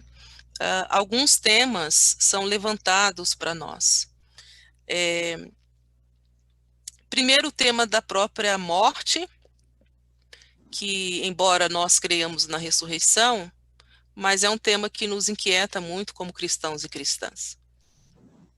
E eu já disse isso várias vezes, quem está me ouvindo aqui já aí do Brasil já sabe muito bem disso, que, porém, para a gente ressurgir, a gente tem que morrer, né? Então, a dificuldade de lidar com o tema da morte é um tema que percorre a história da igreja, né? Agora, diante do fazer teológico, deixar-se ser tocado pela morte do outro também nos faz repensar a própria forma de refletir teologicamente na nossa vivência com as pessoas, como é que nós vamos responder com a nossa presença, e não necessariamente com uma verbalização disso, como eu falei anteriormente, uma pastoral do consolo. Existe um processo de empobrecimento das pessoas, uma ampliação do racismo, da violência, especialmente contra as mulheres e crianças, e um vazio existencial. Pode colocar o próximo, Gami. Então, esse é um cenário que a gente vê, né? E aqui eu coloquei duas reportagens, essa é a primeira. A Fiocruz é uma área aqui do Ministério da Saúde, que é responsável, uma fundação, Oswaldo Cruz, chamado, né? Responsável por pensar várias dimensões, tanto cursos como intervenções com medicamentos para a população. E uma das reportagens recentes, essa reportagem aqui é de agosto, né, não tão recente, mas no início desse semestre, é que a saúde mental não será a quarta onda da pandemia. Aí toca-se em um outro tema, por exemplo, nesse campo da pós-pandemia, que é o tema da saúde. O que é que nós, como teologia, podemos contribuir nesse campo da saúde? E a gente tem feito muito esse exercício aqui na Faculdade de Teologia, né? Nas áreas que se integram em Bíblia, em teologia sistemática, em pastoral, para tentar também estar presente diante da necessidade de refletir sobre saúde mental, em que existe um grande preconceito. Até hoje, uma pessoa com depressão é considerada, às vezes, endemoniada, em pecado, mas não como uma doença. Então, esse também é um desafio que a gente tem nos dias de hoje. O próximo, Cami. Aqui, mais uma que reafirma, né? Aquela era de agosto, essa daqui é de outubro. A chamada quarta onda, que seria justamente o que a ciência, no final aí de junho, né, os médicos disseram, né, cientistas, olha, virá uma quarta onda do Covid, especialmente depois no pós-pandemia. Só que, na verdade, essa chamada quarta onda, ela se adiantou. A primeira onda é o próprio Covid, a segunda é a infecção, né? As pessoas pegarem Covid, especialmente os profissionais de saúde, depois a população no geral, e agora a saúde mental seria essa quarta onda, em que o confinamento traz também situações de saúde seríssimos.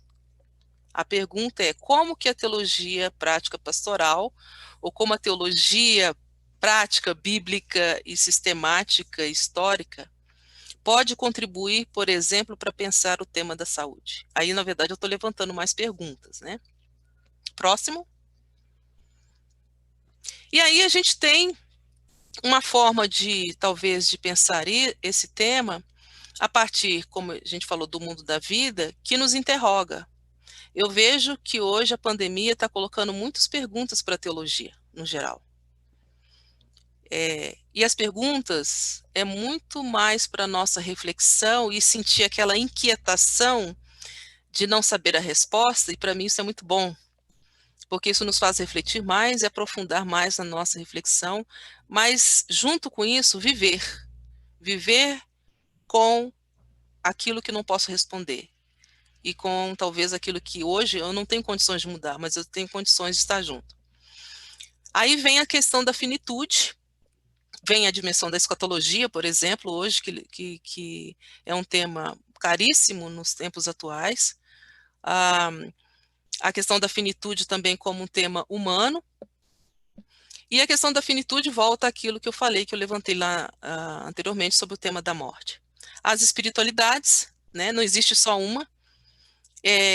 Como foi falado pelo Dr. Russell Gonzalez, existe hoje vários tipos de explicação do porquê que está acontecendo isso ou deixando de acontecer aquilo. Então a gente percebe que no seio também do cristianismo não existe só uma única espiritualidade, né? E aí a gente precisa também conjugar, né, saber que fenômeno é esse diante dessa situação e contexto pandêmico. O cuidado e a escuta como uma espécie de vivência da nossa teologia prática pastoral, bíblica, sistemática, enfim, da teologia como um todo, que ela toca no cotidiano das pessoas, mas em que toda a minha reflexão ela se torna, então, um espaço em que eu vou me calar, muitas vezes, para ouvir a outra pessoa. Mudanças, a ressignificação da vida. Talvez a gente tenha que pensar o que é metanoia hoje, o que é conversão, né? O que é aceitar, entre aspas, aceitar Jesus em meio à pandemia, ou ressignificar a fé em Cristo em meio à pandemia. E o que eu já tinha falado, os desafios também ligados à aproximação necessária desses diálogos entre espiritualidade e saúde, que é um tema que sempre está batendo a porta, especialmente aí nos últimos anos no campo da teologia prática pastoral. Então, eu trouxe, na verdade, muito mais inquietações minhas e um processo reflexivo inicial, vamos dizer assim, sobre uma tentativa de sistematizar um pouco mais essa epistemologia. Mas é justamente na inquietação das perguntas, e isso aí eu me reporto à sabedoria de Jesus nos evangelhos, que fez muito mais perguntas do que, obviamente, deu respostas verbalizadas. A resposta de Jesus foi nos gestos de acolhimento, de caminhar com a pessoa e acolher as suas inquietações, por exemplo, os caminhantes de Emaús, e de poder estender a sua mão e tocar nas pessoas que eram, entre aspas, intocáveis pela sociedade. Acredito que é por aí que a gente precisa conceber a nossa teologia prática. Muito obrigada. Obrigada, Camille. Muchas gracias, doctora Blanches de Paula. Gracias por compartir con todo el pueblo de Dios tan maravilloso conocimiento y oportunidad también para reflexionar. Estos tiempos de pandemia nos han dejado justamente, como decías, muchas preguntas, muchas interrogantes, y también qué alivio sentir que no tenemos que dar respuesta, sino que ser la respuesta.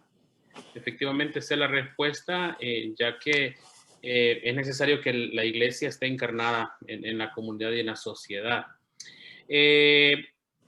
Tenemos el bloque de preguntas y respuestas, pero también me indicaban acá que sería bueno que si querían agregar algo más, querían decir la parte final de su ponencia, este era un buen momento para hacerlo, y después nos quedamos ya con las preguntas y respuestas.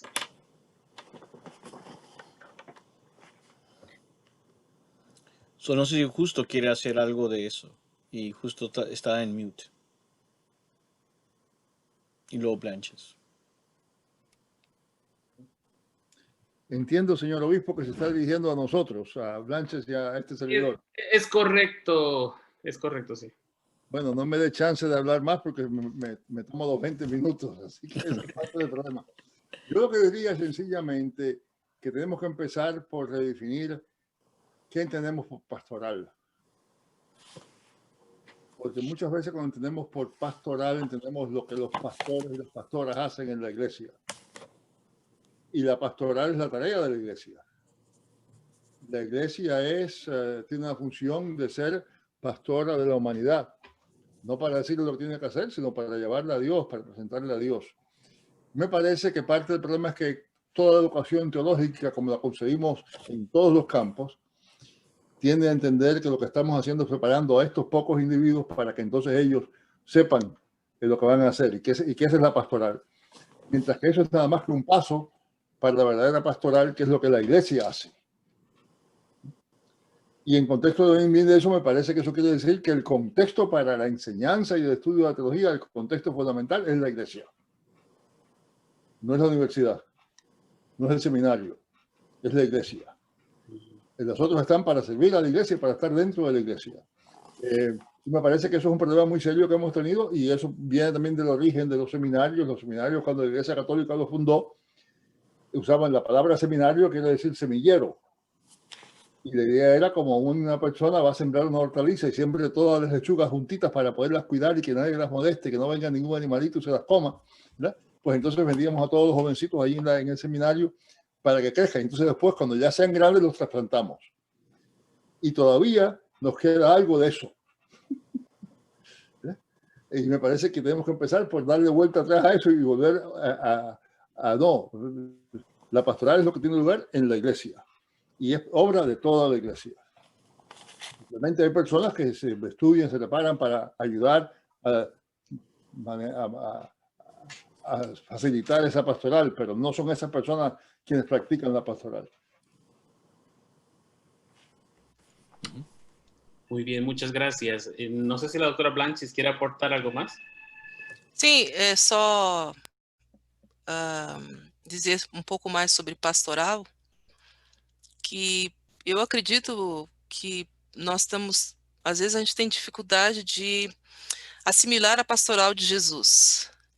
Ela é libertadora e ela não realmente se resume em fazer culto, aconselhamento, pregação. Ela tem que estar na rua, ela tem que estar envolvida com a realidade das pessoas.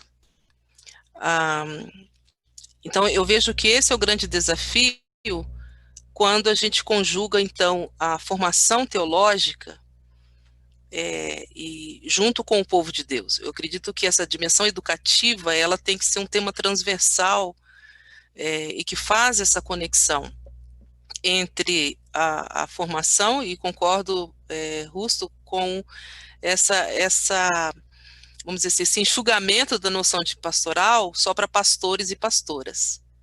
Quando se fala de cuidado pastoral e de igreja pastora, é a igreja que cuida do mundo, da sociedade.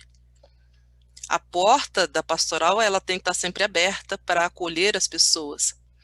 E eu vejo que hoje há um grande desafio, porque as pessoas que vêm para os seminários saem de onde? Da igreja. Né? O que acontece nesse caminho, a gente pode fazer temos várias conclusões,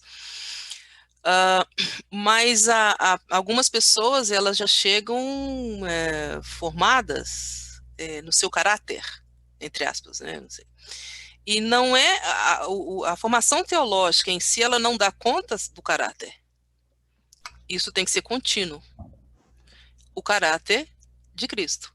Então, eu vejo que aí a formação continuada em teologia, e essa teologia que ela faz o tempo todo, essa conexão com a realidade, é que constitui aí um alicerce para a pastoral que a gente levantou.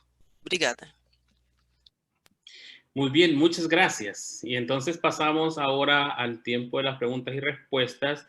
Y creo que aquí tenemos una pregunta que va en dirección de los seminarios. Dice la pregunta, ¿qué cambios o modificaciones tendría que hacer en su círculo una escuela teológica o seminario para dar paso al entendimiento de teología que usted nos ha dado? ¿Y qué significaría esto para la academia tal como hasta este momento la tenemos? ¿Eso va conmigo o con Blanches? Vamos, pueden participar ambos. Comenzamos por el doctor Justo y después le damos la palabra a la doctora Blanches. Bueno, parte del problema que tenemos es precisamente ese interés en dividir el tema de la teología. Esto le toca a ti, aquello le toca al otro, aquello le toca allí. Y para mí una de las experiencias más libertadoras fue cuando dejé de enseñar en una universidad de mucho prestigio, poder decir lo que yo creía que debía decir sobre la Biblia y sobre la historia y sobre la teología y sobre la sociología y lo que me pareciera, porque nadie me decía, no, tú no eres maestro del Nuevo Testamento, no puedes hablar de Lucas. Y eso, muchas veces sucede eso. En el seminario que yo empecé a enseñar, teníamos un requisito que cada estudiante al terminar tenía que escribir lo que llamábamos un trabajo de integración, en el cual integraba su teología. Pero ninguno de nosotros lo hacía. Nosotros teníamos lo nuestro, ya ellos entonces los juzgábamos a ellos si integraban o no integraban. Pero si alguien venía y me preguntaba a mí, ¿qué quiere decir esto en el libro de Levítico? Decía, mira, pregúntale a aquel, que es el que sabe de Levítico. Ahora, me parece que tenemos que tener un sentido más integral de lo que es la teología. Y eso no quiere decir que no haya especialidades, pero toda especialidad tiene que estar abierta a todos los demás y tiene que haber cierta porosidad, de manera que haya una simbiosis en eso. La otra cosa que me parece que es importante es que el contexto de la enseñanza no es el aula, es la iglesia. Y la iglesia en el mundo. Claro, podemos reunirnos en un aula para hablar acerca de lo que dijo San Agustín, etc. Pero eso no es importante únicamente si de alguna manera eso se relaciona y tiene lugar en el contexto de la comunidad de fe en su misión. Yo siempre he dicho que después de viejo he aprendido que no vale la pena aprender nada que no valga la pena enseñarlo. Y nosotros muchas veces en los seminarios, en las universidades sobre todo, y mientras más grandes, más todavía, queremos que la gente aprenda cosas que al fin y al cabo no saben enseñar. Y se queda en eso. Si yo fuera ahora a dar un curso de historia de la iglesia, en lugar de preguntarle a un estudiante que me diga lo que pasó en el Concilio de Nicea, yo le pido que vaya y le explique a su iglesia la importancia que tiene el Concilio de Nicea para su ministerio. Si me dice eso, a mí no me importa que sepa todos los detallitos, pero yo sé que sabe la importancia que tiene eso y lo está comunicando a la iglesia. Bueno, ya basta. Muy bien, muchas gracias. Adelante, doctora Blanches. Não, eu concordo. Essa questão do integral, Justo, a gente tem feito esse exercício. Não é um exercício fácil, porque quem tem que se converter somos nós. Abrir um pouco, ventilar um pouco essa teologia, olhando a partir de outros enfoques. A gente tem feito pequenos exercícios disso, né, na teologia, especialmente pastoral, com Bíblia com sistemática. Inclusive o nosso currículo, ele tem, entre aspas, essa mistura. Você tem, por exemplo, um módulo que tem Bíblia, que tem teologia sistemática, que tem pastoral, e os docentes ou as docentes precisam conversar entre si, né? Não são todos os módulos assim, mas tem muitos módulos assim. Então você tem, entre aspas, 3 temas que seriam 3 disciplinas, mas não é disciplina, mas são temas que se integram. Então isso já existe, já tem um certo tempo na FATEL, né? E agora um pouco mais misturado. Antes eram dentro das áreas, agora é entre áreas. Então isso tem feito a gente já iniciar uma teologia mais integrada, né? A gente sabe que dá mais trabalho, mas a gente tem a ampliação do fazer teológico muito mais profundo. Então, eu concordo, e é um rever o currículo, mas tentando também, a gente acaba tentando estudar e refletir junto com esse currículo, ouvir também os alunos e alunas, ouvir também a igreja, né? Isso também existe esse diálogo, a gente tem também um espaço de diálogo com a igreja e também daquilo que nós colocamos como desafio para a igreja, não só a igreja para a gente, mas a gente para a igreja, né? Porque somos todos igreja, então não tem como separar. Então eu concordo plenamente com essa dimensão mais integrada, né? Muy bien, excelente, muchas gracias. Y aquí hay una pregunta para la doctora Blanchis. Dice, usted se refirió en algún momento a una diversidad de teologías prácticas. ¿Podemos mencionar aquí a la teología feminista? ¿Y de qué manera esta la podemos hacer sumamente práctica en este tiempo de pandemia? Obrigada, Nora, pela pergunta. A professora Sandra está participando aqui desse seminário, desse evento, e é interessante, né, que nós temos partilhado uma aula conjuntamente no formação e doutorado, e eu vejo que esse tema, especialmente aqui na nossa realidade, tem se feito muito presente com as discussões e diálogos e reflexões a respeito da violência contra a mulher, a questão de gênero, né, porque isso também tem entrado aqui no Brasil com uma série de pré-concepções totalmente equivocadas. Nós também já tivemos webinários sobre isso, inclusive a professora Sandra falou, e eu me lembrei de um evento que eu participei semana passada, que a professora e a aluna, elas apresentaram uma proposta, que eu acho que também tem a ver com o que você falou, de um aconselhamento pastoral feminista. Falei, vocês estão bem ousadas, né? Diante dessa realidade cheia de preconceitos e proibições e violências, eu vejo que essa voz ela é necessária, porque ela traz à tona, ela coloca no centro aquilo que nos inquieta. Eu não sei na realidade de vocês, mas no Brasil o índice de violência aumentou muito contra as mulheres e as crianças, né? E isso não pode passar desapercebido nunca, né? Então, sim, eu mencionaria e colocaria como uma dos temas centrais agora nesse período, não só agora, mas também nesse período de pandemia e pós-pandemia. É um tema que volta, eu não sei se você percebe que são temas que às vezes a gente não quer tocar nesses tipos de assunto, mas o tema vem até a gente, né? E aí a gente precisa se colocar como uma pessoa vocacionada para tentar também ser voz profética nesse campo. Muy bien. Doctor Justo, ¿le gustaría reaccionar siempre a la misma pregunta? Bueno, solamente un detallito, y es que se ha puesto de moda en muchos lugares hablar de teologías contextuales, y las teologías contextuales son la teología feminista, la teología latina, la teología negra, etc., con lo cual nos estamos olvidando de que toda teología es contextual, con la diferencia en que la que decimos que es contextual, la que decimos que no es contextual, que es teología normativa, es sencillamente la teología contextual de los que tienen el control de las cosas. Y entonces quiere decir que parte de importancia que tienen todas esas teologías llamadas contextuales es que nos ayudan a abrir la gama de lo que el Evangelio significa, ¿no?, en distintas circunstancias, y no a pensar que solamente aquello que nos enseñaron ciertas personas de cierto género, de cierta raza, de cierta cultura, etcétera, es lo que es normal.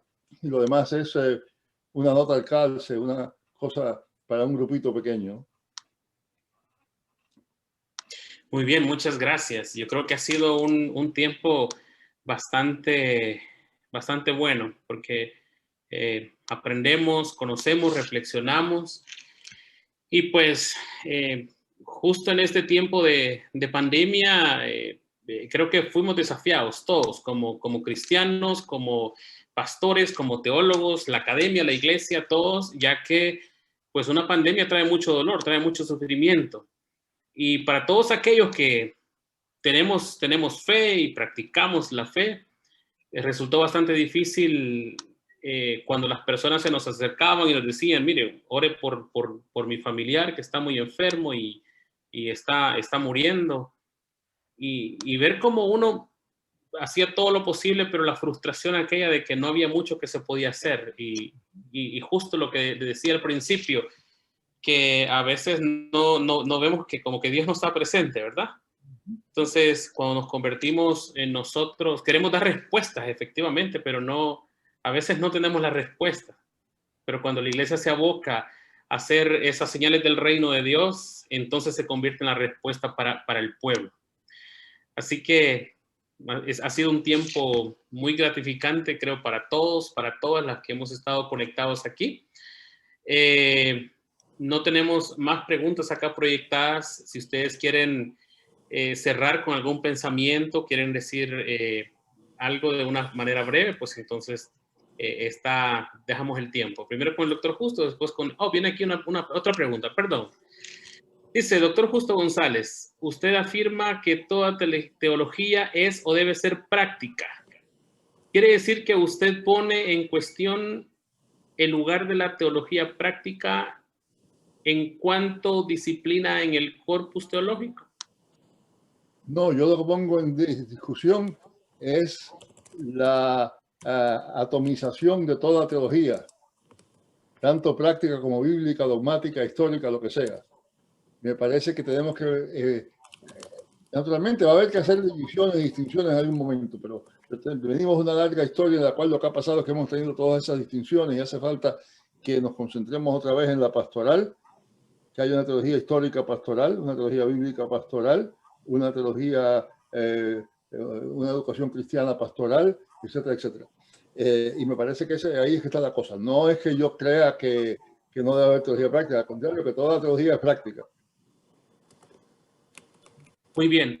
Bueno, y aquí tenemos otras preguntas. Ahora sí están llegando. Dice, con respecto al tema de cuestionar o ser sinceros con Dios y mostrar nuestra falta de comprensión en muchas de las situaciones de la vida, debo confesar que es una de las prácticas más liberadoras y me ayudan incluso a confiar y desarrollar una mejor relación con Él. Muchas gracias. Un comentario. ¿Qué nombre le pondría para no llamar la teología práctica? Teología. Me parece que parte del problema es que está el adjetivo mismo implica dos cosas. Implica, por un lado, que hay una teología que no es práctica. Y implica, por otra parte, que de alguna manera la práctica es algo que se le pega a la teología después. ¿Verdad? Y me parece que ninguna de esas dos cosas es correcta. Muy bien. Muy bien. Blanches, ¿quiere reaccionar? Eu vejo que novamente, a gente tem a preocupação de colocar o nome, mas a gente precisa refletir antes o que é teologia. Eu até brinquei, né? Eu coloquei teologia prática bíblica, teologia prática sistemática, teologia prática pastoral. Mas a gente vai precisar de colocar nome. Era uma questão mais da gente se organizar como instituição. Essa não é a preocupação. A preocupação é se o fazer teológico, com o olhar da Bíblia, da sistemática, da pastoral, consegue integrar a teologia.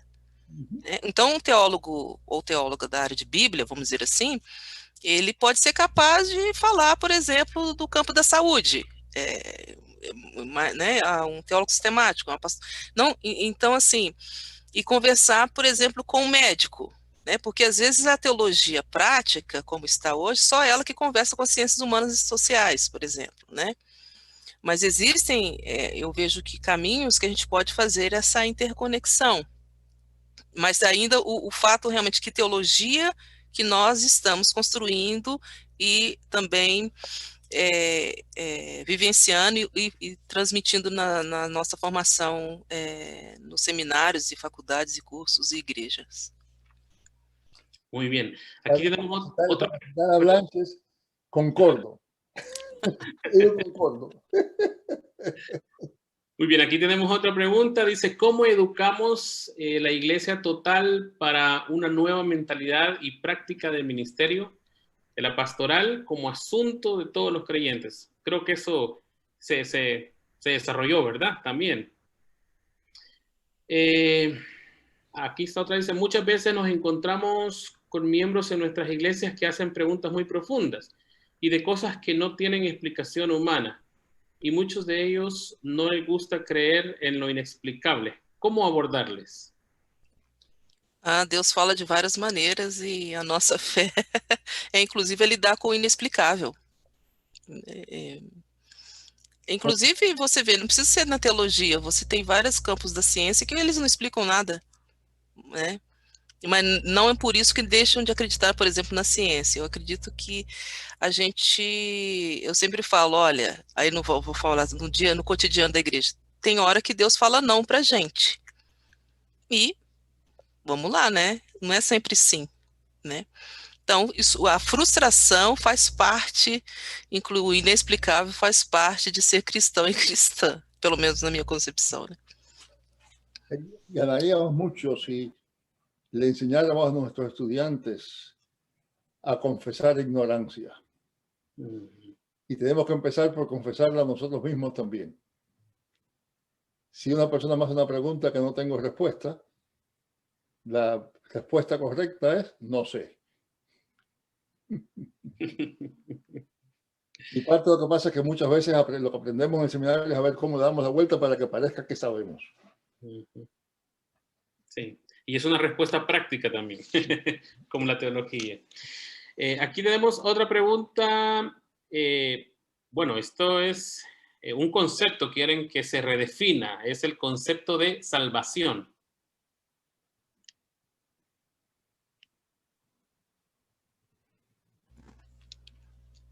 Salvação, em que sentido aí? No dice más nada, no podría intuir a qué se refiere, solo dice redefinir el concepto de salvación.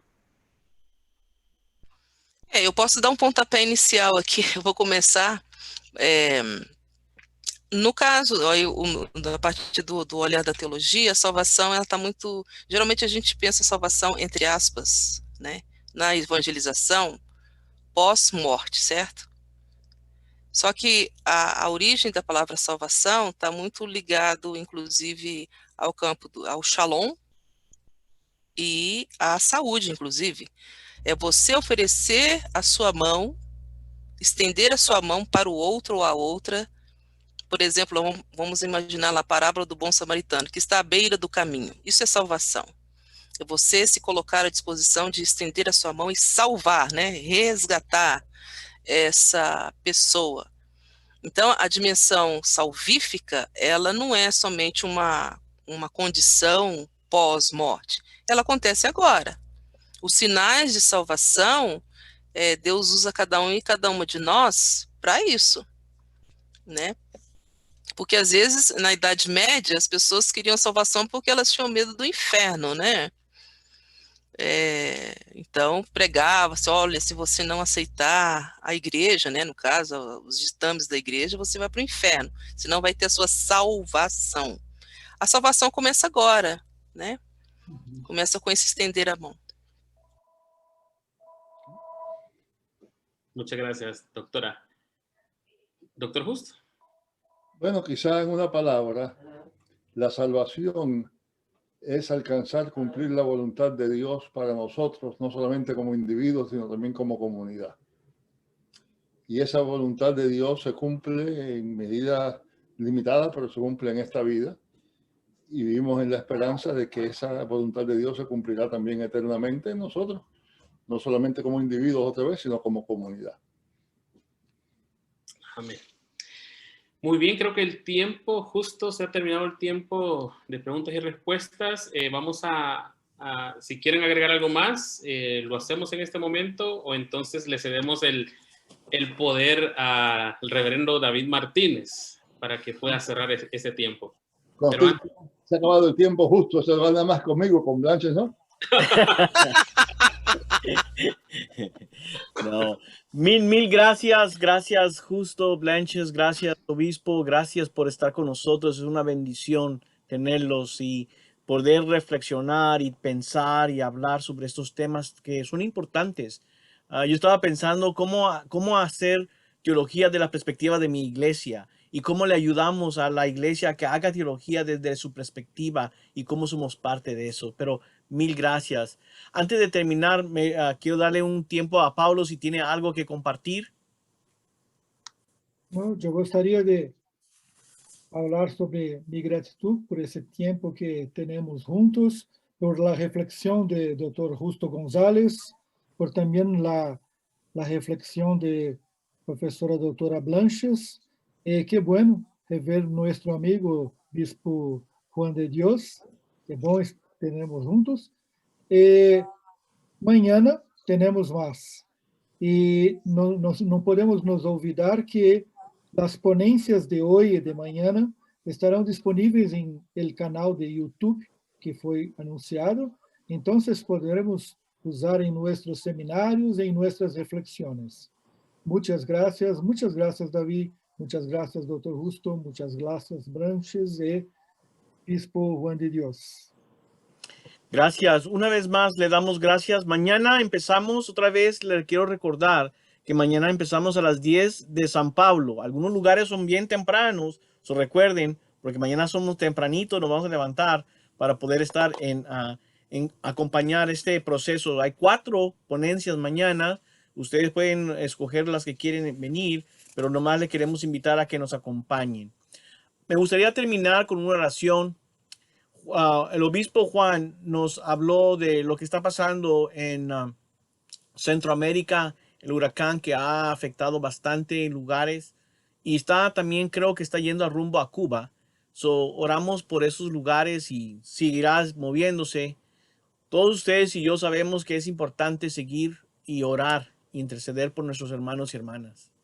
Y si podemos terminar con una oración, le vamos a agradecer que nos se unan con nosotros. Amén.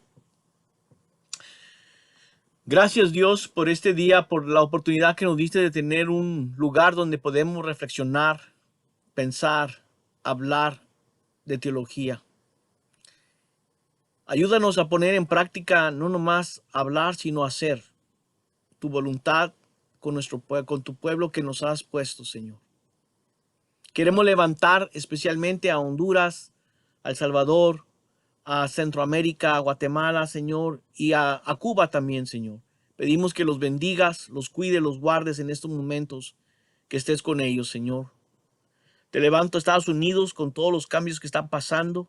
Haz tu voluntad, ayúdanos, dirígenos, déjanos estar atentos a ti y bendice a los pastores, pastoras, a los laicos, a los líderes de iglesias, a las iglesias, Señor, que nunca habíamos tenido esto que estamos pasando en esta manera, Señor. Mucho de nosotros es nuevo y, Señor, nos estamos tratando de aprender nuevas cosas. Ayúdanos a estar atentos como tú eres un Dios creador. Ayúdanos a entender esa manera especial tuya. Gracias, Dios, por tu amor. Gracias por tu misericordia y por darnos esta oportunidad de conectarnos de esta manera. Que Dios bendiga a mis hermanos, a mis hermanas, a los pastores, pastoras, profesores y profesoras. En el nombre del Padre, del Hijo y del Espíritu Santo. Amén. Dios los bendiga. Mañana nos vemos otra vez en el nombre de Cristo Jesús. Gracias. Amén. Até amanhã. Buenas noches, hasta luego, hasta mañana. Até amanhã. Até amanhã. Até amanhã. Bendiciones.